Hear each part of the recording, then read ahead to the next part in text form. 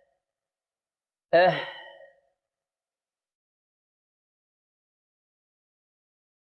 اه اه اه اه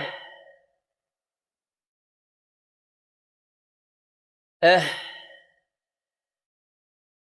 اه اه اه اه அடுத்த லெட்டர் வா. வாவுடைய மக்ரஜ். வாவுடைய மக்ரஜ் இரு உதடுகளையும் வட்ட வடிவில் முன்னோக்கி குவித்து வைத்து உச்சரிக்க வேண்டும். இரு உதடுகளும் சுருட்டப்பட்ட நிலையில் இருக்கும். இங்க வாவுடைய மக்ரஜை பார்த்தோம் என்றால் இந்த பிக்சர்ல பாருங்க, எங்கட உதடுகள் இருக்குதானே, இந்த உதடிட இரண்டு ஓரங்களும் ஒன்றோடொன்று ஒட்டி இருக்கும். சரியா? முற்பகுதி, உதடிட முற்பகுதி எப்படி இருக்கும் என்றால் குவிந்த நிலையில ஓ ஷேப்ல வந்து இருக்கும். நான் இங்கிலீஷ்ல ஓ எப்படி உச்சரிக்கிற, அந்த ஓ உச்சரிக்கும் போது வாய் எங்களோட உதடு வந்து எந்த ஷேப்ல வருமோ அதே ஷேப்ல தான் இந்த வா வரும். அதே மாதிரி இங்கிலீஷ்ல என்னங்க, வாவ் வாவ், அந்த வாவ் என்று செல்லும் போது எப்படி எங்களோட உதடு வந்து நிற்குமோ அதே மாதிரி தான் இந்த வாவையும் நாங்கள் உச்சரிக்கிறோம். நிறைய பேர் வா வா உச்சரிக்கிறது எப்படி தெரியுமா, எங்களோட மேல் இருப்பற்களிக்கு அதை கீழ் உதட்டோட வந்து சேர்த்து தான் உச்சரிக்கிறேன் ஃபா மாதிரி.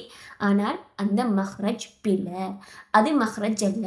வாவுடைய மஹ்ரஜ்ல வந்து பற்கள் சம்பந்தப்படாது, இரண்டு உதடுகளும் மட்டும் தான் சம்பந்தப்படும்.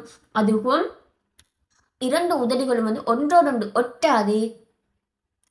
இரண்டு உதடுகளோட ஓரங்கள் மட்டும்தான் ஒட்டின நிலையில காணப்படும். முற்பகுதி வட்ட வடிவில குவிந்த நிலையில ஓ ஷேப்ல வந்து காணப்படும். ஓகே, இந்த வீடியோலையும் பாருங்க நீங்க.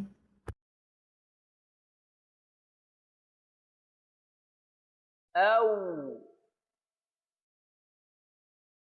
أو أو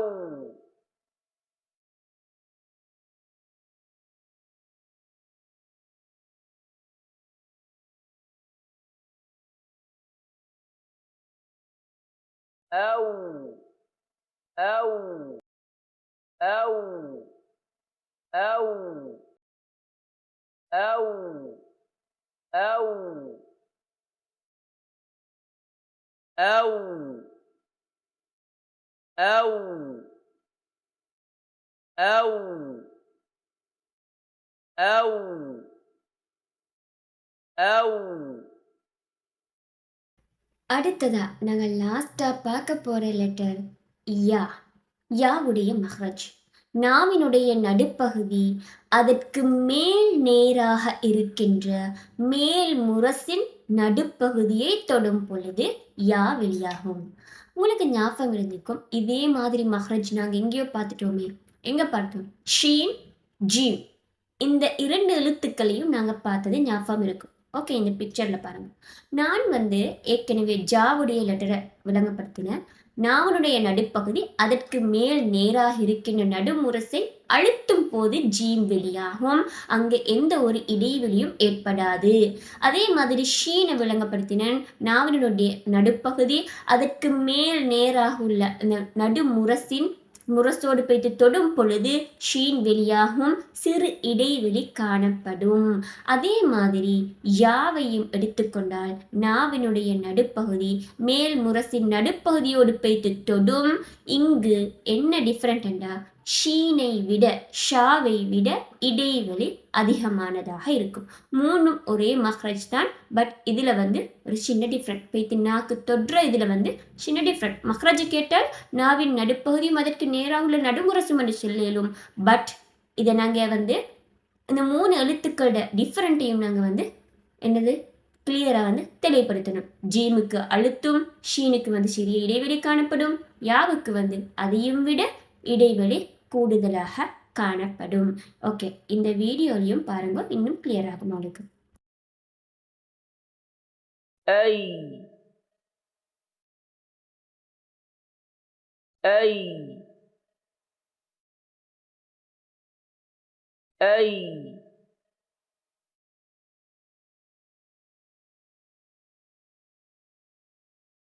أي أي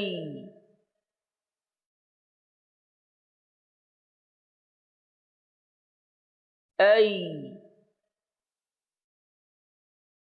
أي